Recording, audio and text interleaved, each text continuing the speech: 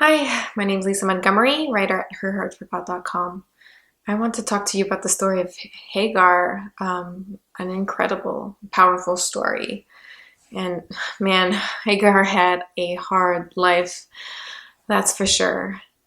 And I say that because one of the first things we know about her is that she was a slave. She was Egyptian and she was a slave.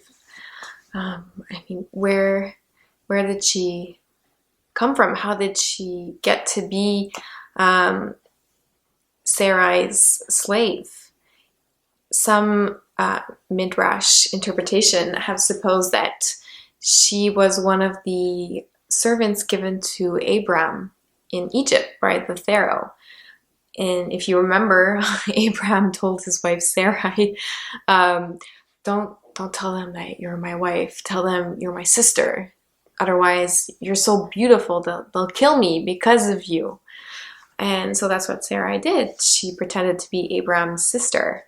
And that's kind of exactly what happened. Pharaoh saw Sarai and saw how beautiful she was and took her into his palace.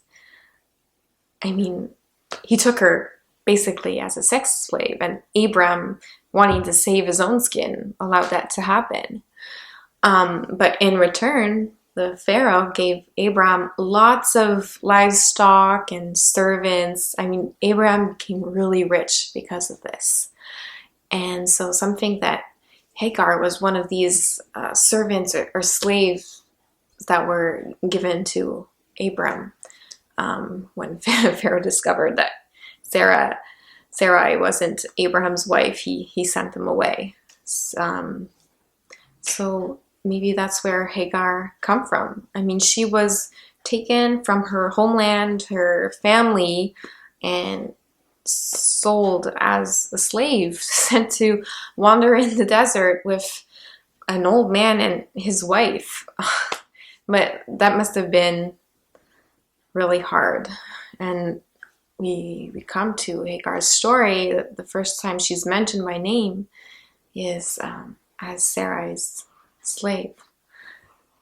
Sarai wasn't able to bear children, and as it was often the custom in the Mesopotamian area, she offered her slave to her husband Abram so that Abram could have a child through this surrogate wife. So, just as Sarah had been taken as a sex slave, she offered another woman, her slave Hagar, as like a sex slave or surrogate wife to Abram. The women were mistreated, and in return they mistreated other women. Do you think Hagar had like a say in what was done to her? Did they ask her, "Oh, well, will you willingly go to Abraham, my husband, and bear a child for me?" That's kind of unlikely. So Hagar was taken as a wife by Abram, a second wife. We now have a polygamous family here. But Hagar did conceive. She became pregnant. And Hagar now, she's no longer just a slave. She's Abraham's wife, and she has a child for Abraham. And she sees her condition has been improved. And what she does in return is she despises Sarai, who mistreated her. Now she kind of mistreats her in return. And this infuriates Sarai. She offered Abraham a slave to have a child, but now she resents what she has done, and she blames Abraham for this misfortune. But Sarai had a part in it. Yet she blames her husband. And Abraham in return just tells her, well, she's your slave. Do with her as however you please. So Sarai started to abuse Hagar. And this is, so sad. Hagar, all this is done to her without her consent, and now she's being abused by her mistress, and the abuse must be so great because she decides to run away.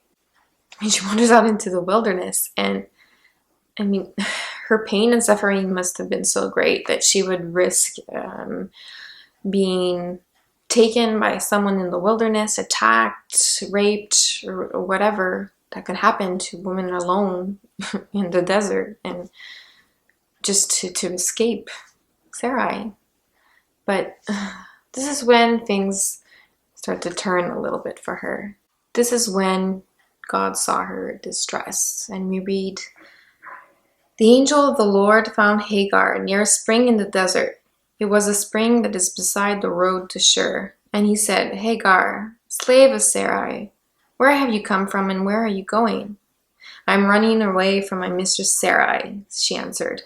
Then the angel of the Lord told her, 'Go back to your mistress and submit to her.' The angel added, 'I will increase your descendants so much that it will be too numerous to count.'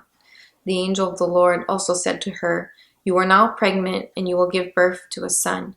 You shall name him Ishmael, for the Lord has heard your misery. He will be a wild donkey of a man. His hand will be against everyone, and everyone's hand against him. And he will live in hostility towards all his brothers.'"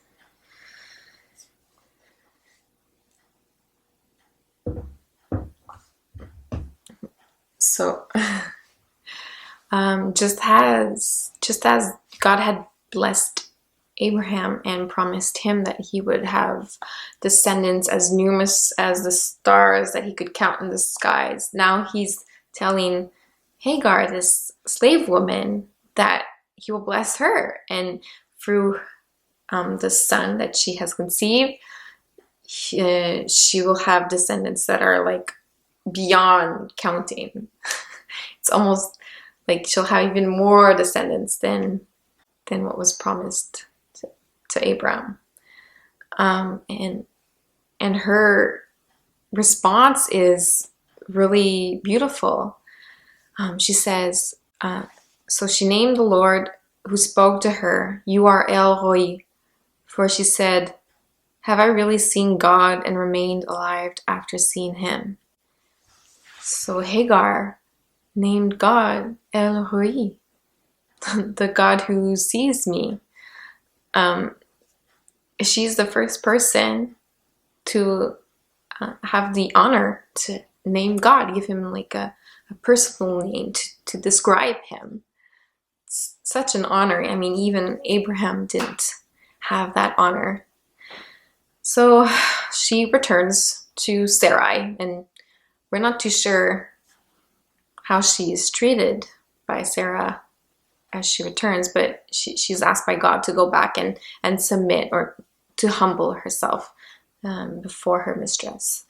So she returns to Abraham, and she gives birth to their son Ishmael. But God then gave a child to, now she's called Sarah. Sarah gave birth to Isaac, the child of the promise. And as Isaac was being weaned, this had this huge weaning party, and Ishmael laughed at Isaac, and this angered Sarah very much, and she told Abraham to send this boy away along with her slave mother. And Abraham didn't want to at first, but God appeared to Abraham and said, "Do as your wife said. She's right. I will give your inheritance will go to Isaac. The promise that I spoke to you will be accomplished through Isaac." So Abraham did as Sarah, his wife, and God told him to do. But the way he did it, I wonder, did he have to do it that way? He just gave them a little bit of food and a little bit of water and sent Hagar and her son off into the desert again. His basically sending her out to die. Did it have to be like that? Couldn't he arrange for Hagar to be taken care of by someone else in his family, or given her a camel or someone to escort her? Just give her a little bit more protection and make the odds a little bit more in her favor. It just seems kind of cruel to do this to your wife and your son. I don't think God intended it for it to be done in that way, but I mean, we don't know.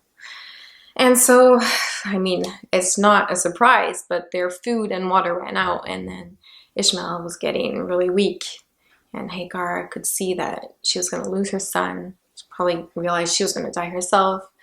She left her son away, and she went somewhere else, and she started crying because she didn't want to see her son die.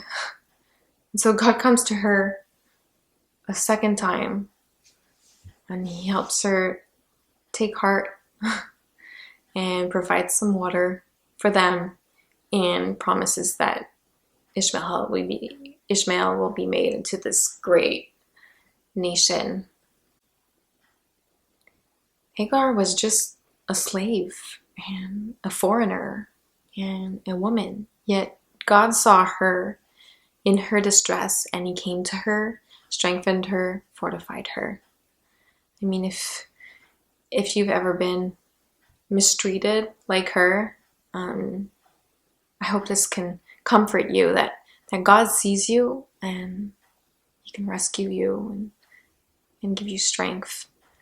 Let me read Psalm 46, the beginning of Psalm 46. God is our refuge and strength, an ever-present help in trouble. Therefore we will not fear, though the earth give way, and the mountains fall into the heart of the sea, though its waters roar and foam, and the mountains quake with their surging. God is our refuge and strength, an ever-present help in trouble. Therefore we will not fear, though the earth give way, and the mountains fall into the heart of the sea, though its waters roar and foam, and the mountains quake with their surging.